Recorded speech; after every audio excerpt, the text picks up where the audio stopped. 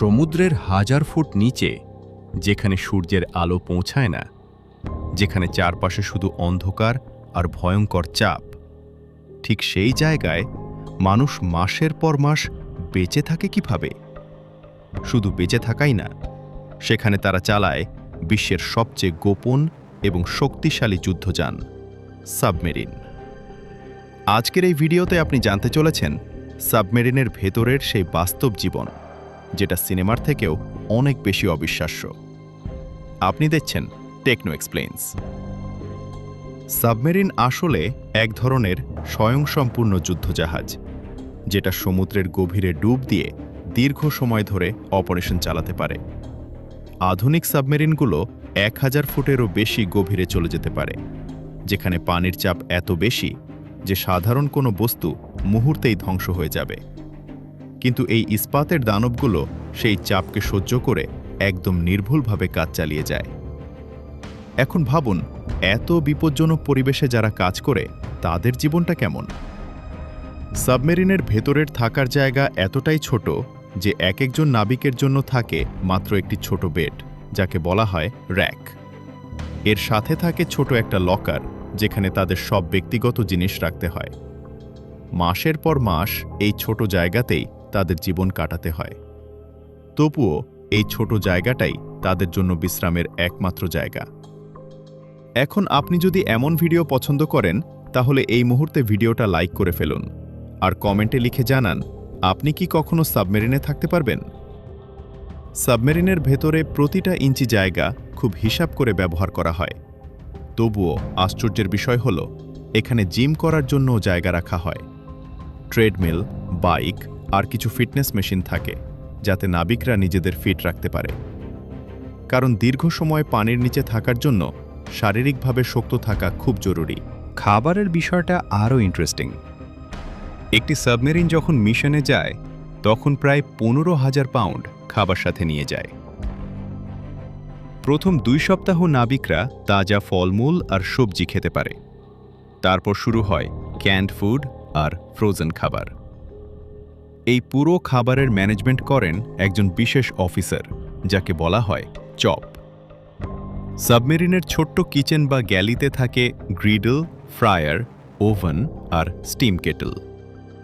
এই ছোট জায়গায় তৈরি হয় নানা ধরনের খাবার, ইতালিয়ান, মেডিটেরানিয়ান, এমনকি নর্মাল হোমস্টাইল খাবারও।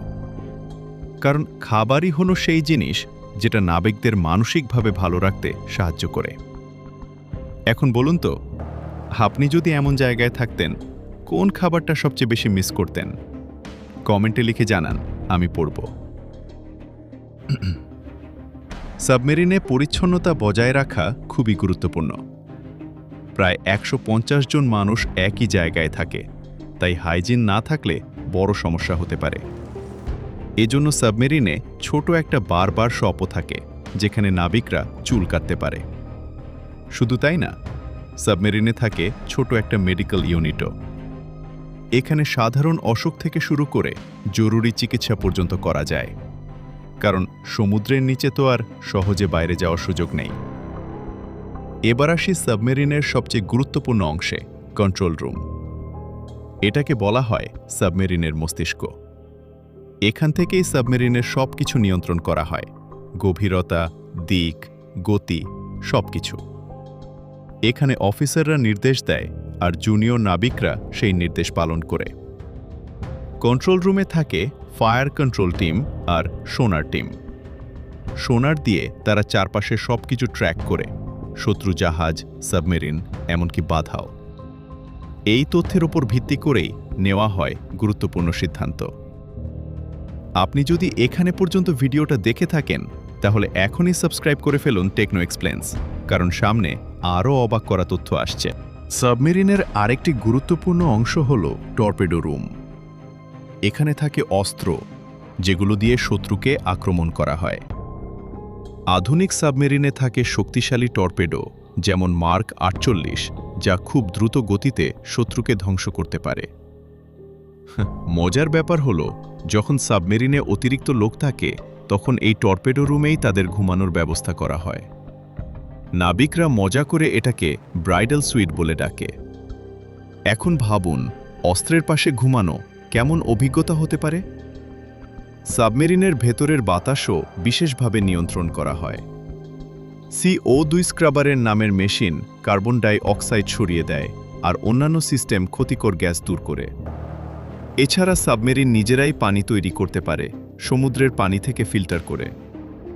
সব কিছু মিলিয়ে সাবমেরিন আসলে একটা চলমান শহর, যা সম্পূর্ণভাবে বাইরের পৃথিবী থেকে বিচ্ছিন্ন। আপনার কি মনে হয় আপনি এমন জায়গায় মাসের পর মাস থাকতে পারবেন? নিচে কমেন্টে আপনার মতামত লিখুন। এখন আসি সাবমেরিন তৈরির প্রসেসে। বিশাল ফ্যাক্টরিতে গলিত ধাতু দিয়ে তৈরি হয় সাবমেরিনের বিভিন্ন অংশ। তারপর সেগুলো জোড়া দিয়ে তৈরি হয় পুরো হাল বা কাঠামো। এই পুরো প্রক্রিয়ায় লাগে অত্যাধুনিক প্রযুক্তি আর নিখুঁত পরিকল্পনা। শেষে সাবমেরিনকে পানিতে নামানো হয় বিশেষ ড্রাই ডক থেকে। তারপর শুরু হয় পরীক্ষা আর সিস্টেম ইন্টিগ্রেশন।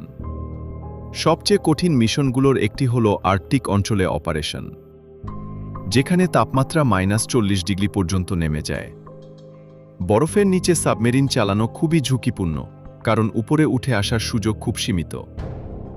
এই ধরনের মিশনে সাবমেরিন মাসের পর মাস পানির নিচে থাকতে পারে, আর যখন দরকার হয় তখন বরফ ভেদ করে উপরে উঠে আসে। সবশেষে একটা কথাই বলা যায়, সাবমেরিন যতই আধুনিক হোক, এর আসল শক্তি হলো এর মানুষগুলো।